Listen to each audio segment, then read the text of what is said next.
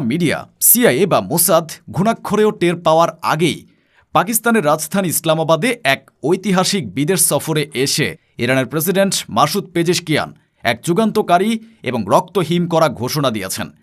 তিনি অত্যন্ত দম্ভ ভরে বিশ্বমঞ্চে দাঁড়িয়ে ইরান, সৌদি আরব, পাকিস্তান, তুরস্ক, কাতার এবং মিশরকে নিয়ে ন্যাটোর আদলে একটি শক্তিশালী ইসলামী সামরিক জোট গঠনের আনুষ্ঠানিক প্রস্তাব দিয়েছেন। পেজেশকিয়ান এই নতুন এবং অপ্রতিরোধ্য জোটের নাম দিয়েছেন United security front of Muslim Nations, অর্থাৎ মুসলিম বিশ্বের নিজস্ব ন্যাটো। এই অভাবনীয় ঘোষণার পর পেন্টাগন এবং তেলাবিবের কন্ট্রোল রুমে আক্ষরিক অর্থেই পিন পতন, নীরবতা এবং চরম মৃত্যুভয় নেমে এসেছে। ইসলামাবাদ থেকে দেওয়া ইরানের এই ঐতিহাসিক ঘোষণার পর পুরো পশ্চিমা বিশ্ব আজ এক চরম আতঙ্কের সাথে 4টি রুদ্ধশ্বাস প্রশ্নের উত্তর খুঁজছে। প্রথমত, যে সৌদি আরব এবং ইরান গত কয়েক দশক ধরে একে অপরের চরম শত্রু ছিল, আমেরিকা এবং ইসরায়েলের ঠিক কোন দুর্বলতার কারণে তারা আজ এক টেবিলে বসতে বাধ্য হল?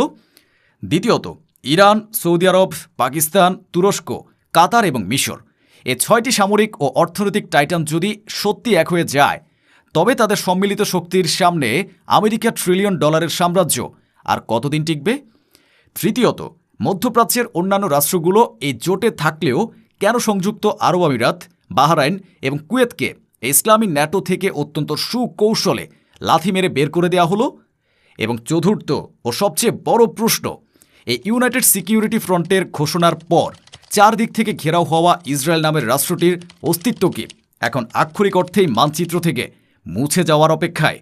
দর্শক, আজকের এই এক্সক্লুসিভ এবং ডোপামিন পাম্পিং এপিসোডে আমরা মুসলিম বিশ্বের এই ঐতিহাসিক ঐক্য এবং আমেরিকার চূড়ান্ত পতনের ব্লুপ্রিন্ট ডিকোড করব।